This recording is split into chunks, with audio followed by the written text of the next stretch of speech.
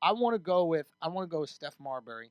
Steph Marbury's in my Hall of Fame. Okay. And I'll tell you better have a this. strong case. Okay. Let's I'll tell you talk why. it out. I'll tell you why. This obviously I got a lot of love for New York point guards. Of course. Coney Island, bro. Coney Island. Let's go. What do you Also go? Lincoln undersized or shooters. Banner? Lincoln High School. You went to Lincoln High Lincoln, School, right? yes. Okay. So I gotta love, but what I love about it is it's the greatest comeback story in history, right?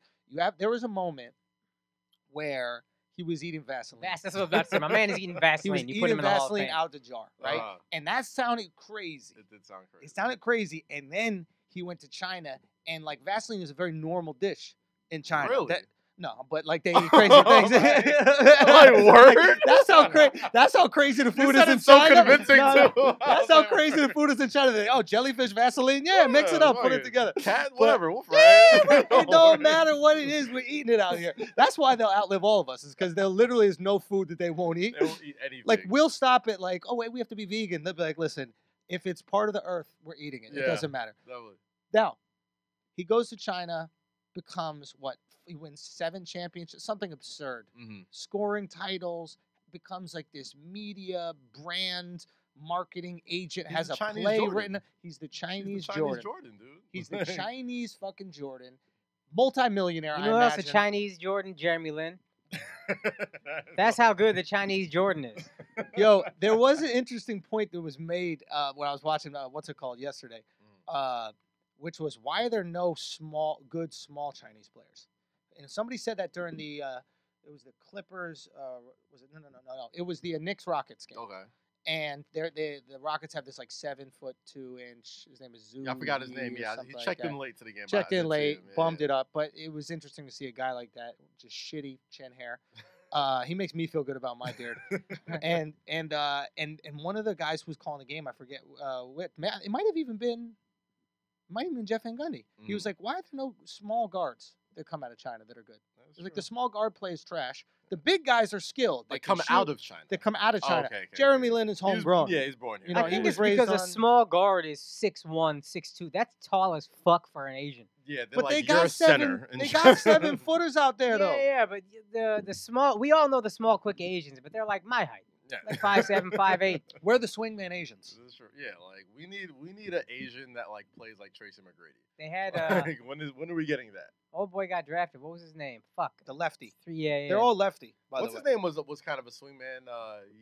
Yee. That's what we're talking about. Yeah. Yee John Lon or whatever. He played for the Lakers. He played for the Lakers. Yeah. He played for a couple teams, but I do remember him playing on the Lakers. Look, point is, I solid. wanted to. I don't have a great argument for it. I just really wanted him to make some sort of Hall of Fame. Though I think He's gonna make the Chinese. he's gonna- He he's might gonna- make I the think- basketball Hall of I Fame. think He he will has a make the strong case for the basketball basketball Hall Hall of of Fame. Fame. Now, Absolutely. but there's something about going from eating Vaseline to going to the Basketball Hall of Fame, right? And like having the best years after. Shut up. Everybody wants that. Shut up. What? He went from eating Vaseline to a country where we believed they ate Vaseline. That's true. That's what he did. Yo, I real don't want to talk- fuck. This is a denial Real from talk, me. that is the only place where he could go. Like his Yeah. agent had a video of him eating Vaseline, and he's trying to get him jobs, and he's like, "Where will people find this normal?" Bruh. Beijing, get him over there. Get the Bruh, Tigers you know on the what you line. just did? You know, remember when they used to have that show Behind the Music on VH1? Yeah. And they'd always try. They have these horrible drug addictions, and they'd always try to make it good at the end. Yeah. And they'd be like, "They're still playing music," and they'd be at a fucking high school gym. That's what you're doing for Steph Marbury. No. This is better than to be that. fair, This to is be fair, better than that. He's making a ton of money over it. If one of those, and real if talk, you with found out those- Poison was huge in China, would you give a fuck? You'd If be I like, found out Poison, some the band, 80s, whatever band had it band. Behind the Music, you'd be like, okay, that's not successful. You alright? Hey, Hall of Fame, yo, there worthy? never is a happy ending for bands. There is none. There No. never is. That's right? true. There's never a comeback. They're like drug addicts. Rolling Stones. They're still Rolling doing Stones. I mean, there's just I guess. It's either But they never dip drugs down. or it. Yeah. There's never a comeback. Yeah, they're either just drugs or they just kill themselves. It's a sad world. Okay, my pick was trash. We'll go back to you guys. Go round two. I'll drop I'm another gonna come one. hard. Yeah. These are all coming off the top of the head. I'm gonna Okay. get out of basketballs. I think we did three straight basketball joints real quick. Okay. I'm gonna go into pro wrestling. Okay. And literally the only pro wrestler that could be in a Flagrant 2 Hall of Fame. Okay. He has the ESPN 30 for 30 coming out this week. Okay. Okay. The Nature Boy Ric Flair. Okay. All right. Okay. Yeah. If you don't even watch wrestling, Yeah. if you don't follow WWE or anything, you know Ric Flair. Mhm. He is, as LeBron James called him, the godfather of swag. for a lot of people, like I didn't grow up on Mickey Mouse. I didn't grow up on Bugs Bunny. I didn't grow up on a lot of these cartoons. I grew up on this flashy white man who came into my living room talking about how many bitches he's fucking, how many jets he's flying, how many limousines he's riding in, that he just drunk a fifth of Jack and he's gonna whip your ass when he's done. He was the fucking man, and he still is. He's so much the man that like about like a month and a half ago, He died. he died. Yeah, He died and came back to life. That's hot. Like That's hot. they literally gave him a 10% chance of living. Right. Yeah, I think he had like liver or kidney failure or something like that. And like they're like I'm I'm not breaking any rules here. I work at Bleacher Report. Yeah. And we already had our like in memoriams like ready. Like Yeah. all of that stuff ready to go. Yeah. Like he was Gotta a be goner. first. You know what I mean? Yeah. I'm like, bro, like, even all like my, Peter Rosenberg, really good friend of mine, works Yeah, WWE, does Hot 97. And like, this was right before SummerSlam, and they're supposed to do a Foot Locker thing together for Puma. And Ric Flair's supposed to come to the store and doing all this other stuff. And I'm like, I'm hearing all this stuff. I'm like, yo, like, what's really going on with Rick? And he's like, bro, it doesn't look good. Like, he's like, he might go at any moment. You know what I mean? Yeah. And the motherfucker lives. And Respect. like, he comes out and like apparently there's stories saying like, yo, he couldn't even like open a Gatorade bottle when he like first came out of his coma and all this other stuff. Yeah. But like, this isn't the first time he's cheated death. This motherfucker survived a plane crash. He was in a Really? plane crash. Really? And doctors told him he would never wrestle again. He would never perform again. This motherfucker went to wrestle for 15 more years. Ric Flair is literally a walking like legend. Like when people call him a living legend, Yeah. it's shit like that. You know what I mean? Like the motherfucker wrestled for like 30 something It was years. outside the ring too. Outside the ring, he was Yeah. really living that life. Like he Yeah. he had mad bitches.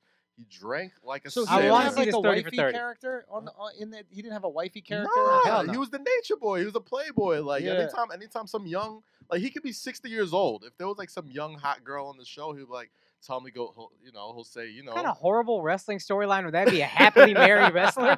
The No, fuck is because they that? had Macho Man Randy Savage, who was mad jealous. This is true. You know what I Yeah, mean? That dude was the most insecure motherfucker in the world. I remember, where's my girl? What was her name? Miss Elizabeth, stop fucking everybody, please.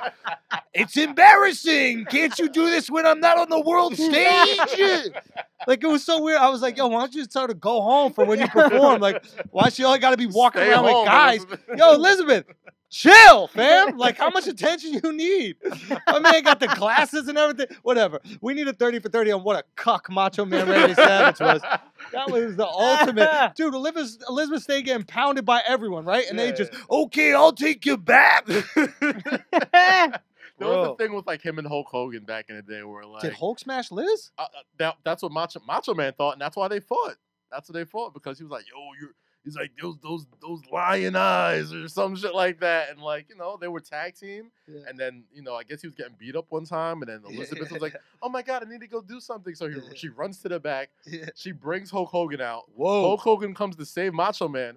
Macho Man looks at Elizabeth like, when the fuck did you two become cool? Like, where did that come from? Wrestling might be fake, but when I discipline you later, it won't be.